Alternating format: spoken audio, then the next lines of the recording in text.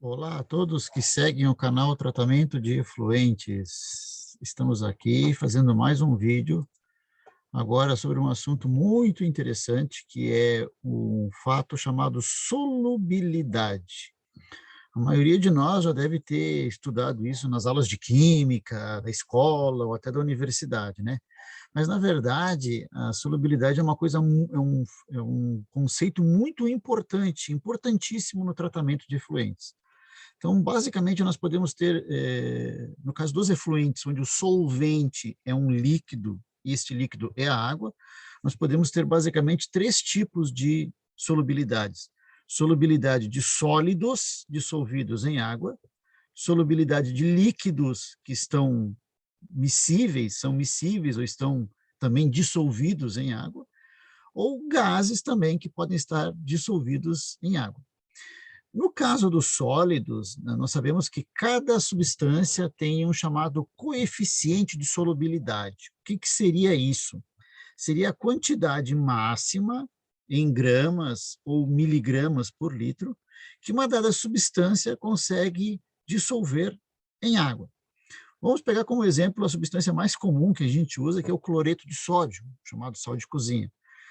Pois bem, o cloreto de sódio ele tem uma solubilidade máxima em torno de 360 gramas de cloreto de sódio por litro de água.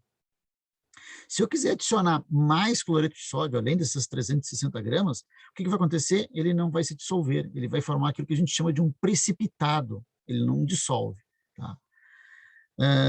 Existem outras substâncias que têm uma solubilidade pequena, por exemplo, vamos citar o exemplo aí do carbonato de cálcio. Tá? O carbonato de cálcio ele é uma substância que tem uma solubilidade baixa em água, em torno de 0,007 gramas por litro. Então, se eu quiser adicionar carbonato de cálcio acima desta quantidade, também não vai se dissolver, vai ficar no fundo do tanque ou do recipiente, né, formando um precipitado. E existem substâncias sólidas também que são totalmente, absolutamente insolúveis em água. O exemplo mais comum que a gente pode dar é o cloreto de prata, né, cuja solubilidade é tão pequena, na casa exponencial, -5, -7, que se considera como se fosse totalmente insolúvel. Tá?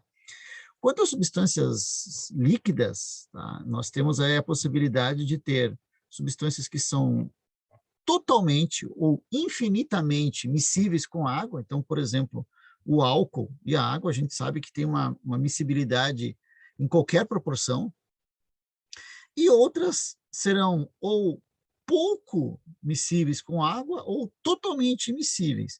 Como pouco miscíveis com água, a gente pode citar os óleos. A gente sabe que todo óleo ele tem uma certa dissolução, uma certa solubilidade na água, mas ele é muito pequena. Assim como todo óleo também dissolve um pouco de água dentro de si, dentro da sua solução, mas também é uma quantidade muito pequena. Tá? Além disso, também nós temos os gases. Os gases eles podem sim ser dissolvidos na água. Tá? E o principal que tem o maior interesse para nós é o oxigênio. No caso dos líquidos e dos sólidos, a pressão atmosférica ou a pressão da água em si, a pressão do sistema, influi muito pouco na solubilidade, praticamente não influi nada, tá? Então, se eu tiver que dissolver, por exemplo, o cloreto de sódio ao nível do mar e tiver que dissolver ele a 3.000 metros de altitude, essa diferença de pressão atmosférica não vai influir na solubilidade.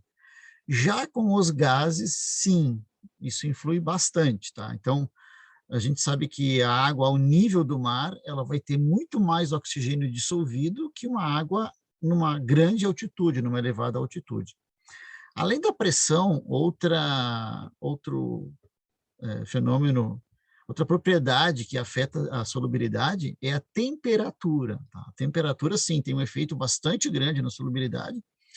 De modo geral, o aumento da temperatura aumenta a solubilidade. No caso do cloreto de sódio, a gente sabe que se eu tivesse água a uma temperatura de 80 graus, 90 graus, ele vai dissolver mais cloreto de sódio do que a água a 25 graus, que é a temperatura padrão, né?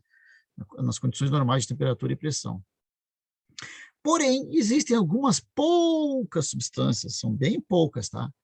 Que elas diminuem a solubilidade quando aumenta a temperatura. Um exemplo disso é o hidróxido de cálcio, o nosso cal hidratado, tá? Quando eu aumento a temperatura, a solubilidade dele diminui. São poucas as substâncias que têm essa propriedade, mas algumas têm. No caso do oxigênio, também dos gases nos líquidos, também, pensando no oxigênio, a pressão, a temperatura também influi na solubilidade. Quanto mais elevada for a temperatura, menor é a solubilidade. Então, por exemplo, uma água a 4 graus, 5 graus, tem mais oxigênio dissolvido do que uma água a 25 graus ou a 30 graus. Então, por isso que a baixa da temperatura, ela facilita a dissolução do oxigênio. Tá? As gorduras e os óleos, como eu tinha falado antes, como são immiscíveis com água, elas tendem a flotar, elas são mais leves, tendem a flotar nos efluentes, facilitando a separação, né?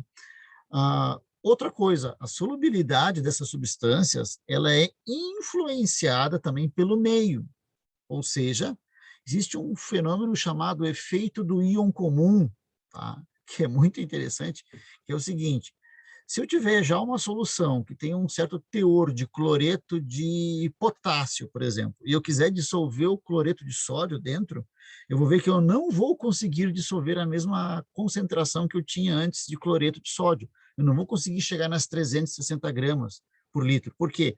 Porque aquele cloreto de potássio presente na solução, aquele cloreto, já o íon cloreto, que é comum ao cloreto de sódio, vai diminuir a solubilidade.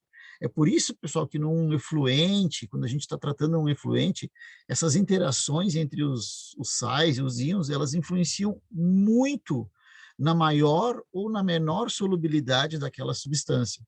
Sem falar em outro fenômeno também, em outro fator, ou melhor dito, em outro fator, que é o pH. A gente sabe que o pH também tem uma influência muito grande na solubilidade ou insolubilidade de substâncias. Entre elas, por exemplo, os metais pesados, que são solúveis em pHs ácidos, de modo geral, e insolúveis em pHs alcalinos, de modo geral.